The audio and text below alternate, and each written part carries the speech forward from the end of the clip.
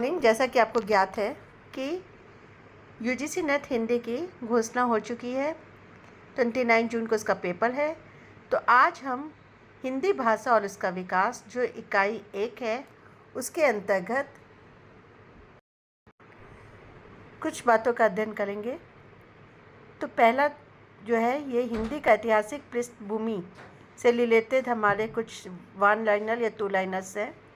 इसमें पहला फर्स्ट, हिंदी का विकास संस्कृत से हुआ, संस्कृत से प्राकृत, प्राकृत से अपभ्रंश और अपभ्रंश से हिंदी क्रम में माना जाता है। दूसरा, आधुनिक हिंदी का प्रमुख स्रोत सौसेनी अपभ्रंश है। हिंदी भारतीय आर्य भाषा परिवार की भाषा है। हिंदी का मानक रूप खड़ी बोली पर आधारित है। हिंदी साहित्य के आदिकाल की भाषा को प्रायः अपभ्रंशात्मक हिंदी कहा जाता है। जॉर्ज ग्रियर्सन ने भारतीय भाषाओं का सर्वेक्षण कराया था।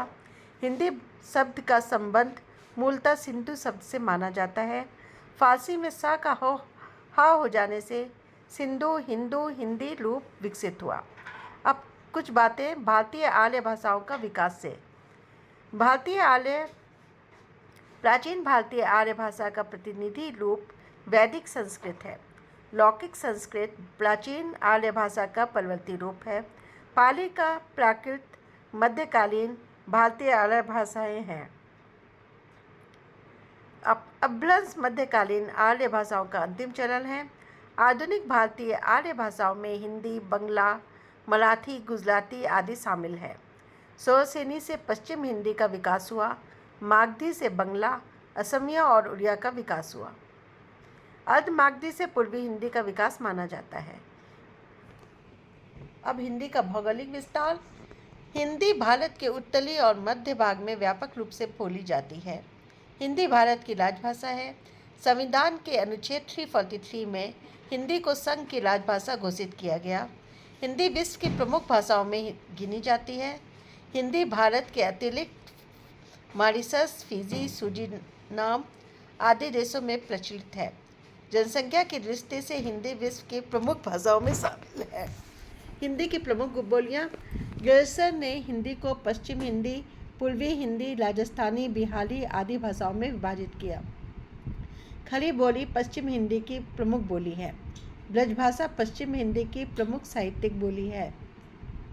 अवधी पूर्वी हिंदी की प्रमुख बोली है। बुंदेली पश्चिमी हिंदी की बोली है। कन्नौजी पश्चिमी हिंदी की बोली है।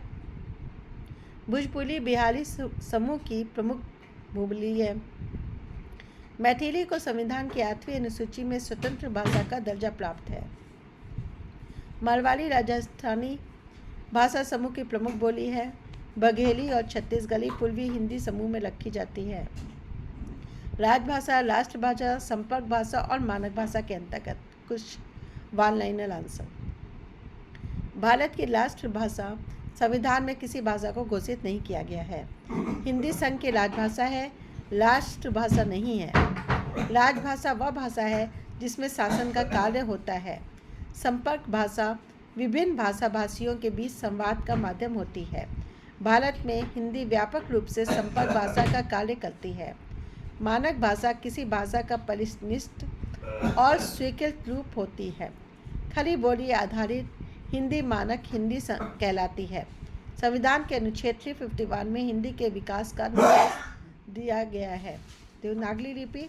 हिंदी की मानक लिपि देवनागरी है। देवनागरी एक ध्वन्यात्मक लिपि मानी जाती है। देवनागरी बाएं से दाएं लिखी जाती है। देवनागरी में प्रत्येक वर्ण का निश्चित उच्चारण होता है। देवनागरी का विकास ब्राह्मी लिपि से माना जाता है। देवनागरी को वैज्ञानिक लिपि भी कहा जाता है। शब्द समूह का विकास।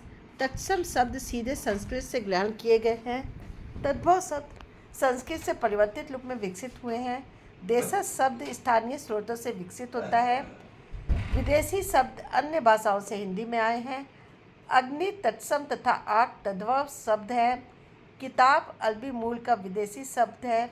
भाषा और विज्ञान से संबंधित। भाषा समाज की संस्कृति धरोहर की वाहक होती है। भाषा सामाजिक संचार का प्रमुख माध्यम है। संस्कृति और भाषा का परस्पर गहरा संबंध है। समाज में परिवर्तन के साथ भाषा में भी परिवर्तन होता है। भाषा सामाजिक पहचान का महत्वपूर्ण आधार है। भाषा परिवर्तन एक सतत प्रक्रिया है। ध्वनि, रूप, अर्थ और वाक्य संरचना में परिवर्तन भाषा परिवर्तन के रूप है। विदेशी भाषा परिवर्तन का महत्वपूर्ण कारण है। विदेशी संपर्क भाषा परिवर्तन का महत्वपूर्ण कारण है। समय, स्थान और समाज के प्रभाव से भाषा बदलती रहती है। हिंदी में अंग्रेजी के अनेक शब्द भाषा परिवर्तन के उदाहरण हैं। आज के लिए इतना ही। धन्यवाद।